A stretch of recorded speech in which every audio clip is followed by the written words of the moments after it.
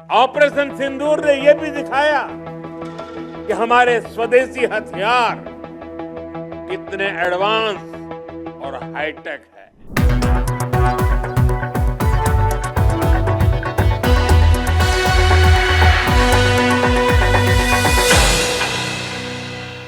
For thousands of years, war was about who had more soldiers, bigger weapons, and deeper trenches. Today, war is about who controls data, algorithm, space, and perceptions. When Prime Minister Narendra Modi said that technology is redefining modern warfare and national security, he wasn't making any futuristic claim. He was describing a reality that is already unfolding across the world.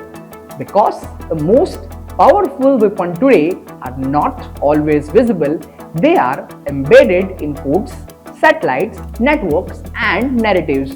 Let's understand how this transformation is happening with real example, global comparison, and strategic implications. Hello, Namaskar, welcome you to today's episode of StraightX. Today, we are going to decode about what our Prime Minister said for the modern warfare.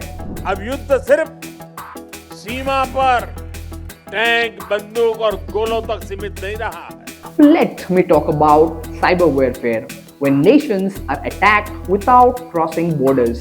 Well, cyber warfare has become the first line of attack in modern conflicts. Have you heard of Russian-Ukraine war?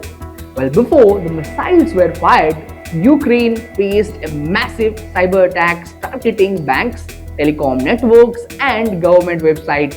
Well, in terms of United States, SolarWinds cyber breach exposed vulnerabilities in US federal system. Well, let me talk about Iran. Its nuclear infrastructure was damaged by a malware, a cyber weapon more effective than airstrikes. Now let me compare this with our India. Well, India faces thousands of cyber intrusion attempts daily targeting power grids, railway signaling, defense communication system. Well, unlike traditional attacks, cyber warfare has no clear battlefield. It allows plausible deniability. आज की लड़ाई code में भी होती है, cloud में भी होती है। But it blurs the line between war and peace. Well, that is why India's national security today includes CERT, defense, cyber agency, and indigenous encryption system.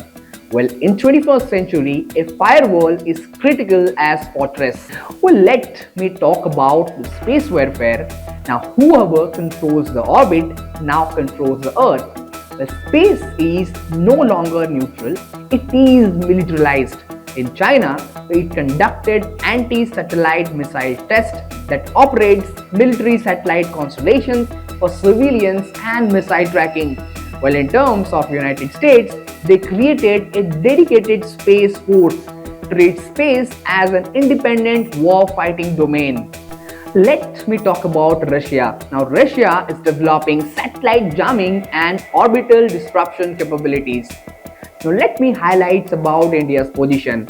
Well, India's 2019 ASAT test, that is Mission Shakti, was a strategic signal.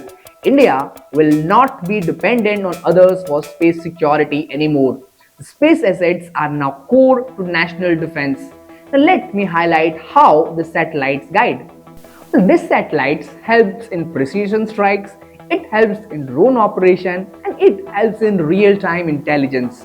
Well, without them, modern militaries are blind, deaf, and lost. Space is no longer about exploration, it's about strategic survival. Well, let me highlight about artificial intelligence and autonomous weapons. I think speeds where the speeds become the power. Well, in traditional warfare, decisions were made by humans, but now, today, AI decides in milliseconds. Well, in the United States, it uses AI for battlefield analytics and predictive logistics. Well, in China, they are going for a heavy investment in AI-driven surveillance, facial recognitions, and autonomous systems. They sees AI dominance as a future military supremacy. Let me talk about Israel.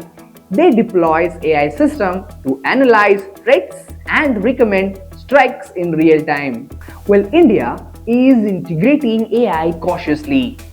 India is using AI for surveillance along with borders, for logistics and intelligence processing, and for drone purposes and anti-drone system. AI doesn't replace soldiers, it compresses the time. And in warfare, speed often decides the victory.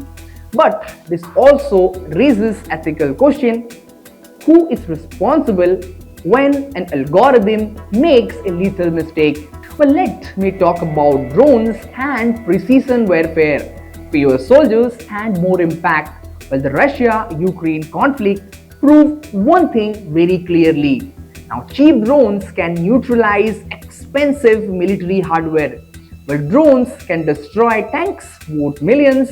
It helps in changing battlefield tactics.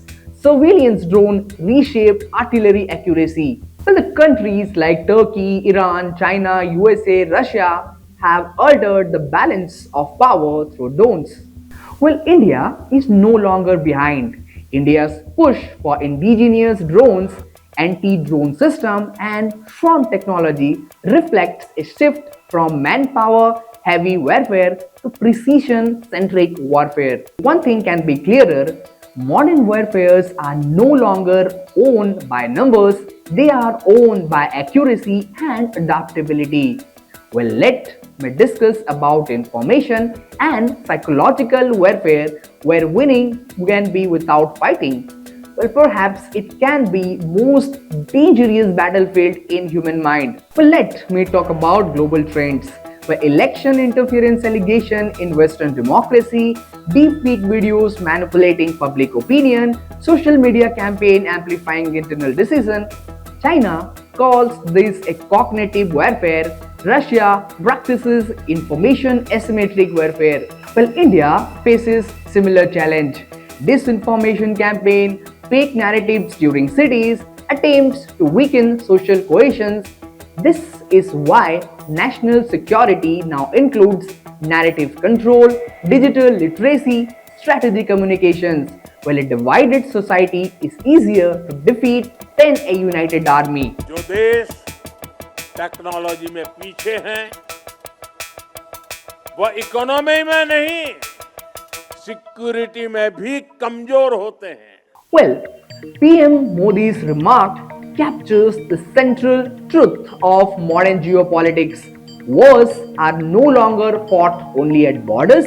National security is no longer only with military. Power today lies in technology resilience. While the country that failed to adapt technologically will not just lose wars, they risk losing strategic autonomy.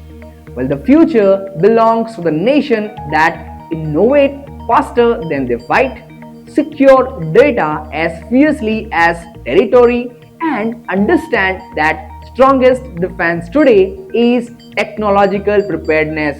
Well, this is not the future of warfare, this is present. Well, that's all from today's analysis. I will be back with another episode. Till then, just watch StraightX.